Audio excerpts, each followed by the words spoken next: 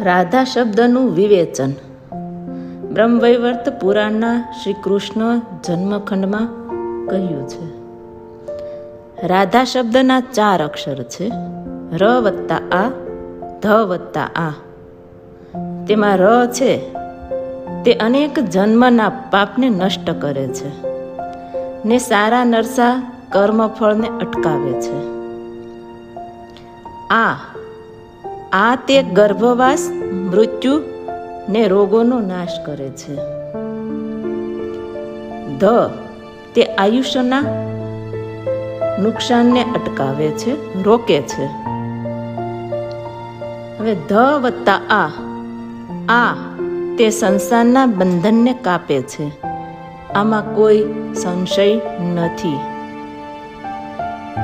આમ રાધા શબ્દ બધા અનિષ્ટને દૂર કરે છે ને ઈષ્ટ ફળને આપે છે.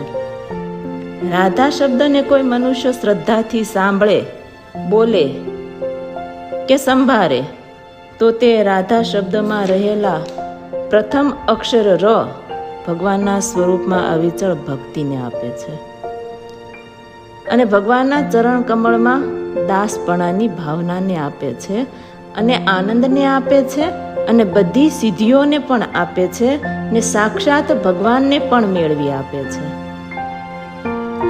ધ ભગવાન સાથે નિવાસ કરાવે છે, તત્વનું સ્વરૂપ ઓળખાવે છે ને ભગવાનના સ્વરૂપનું સુખ આપે છે.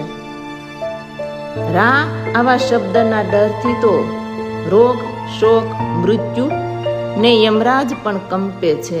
આમાં કોઈ સંદેહ નથી.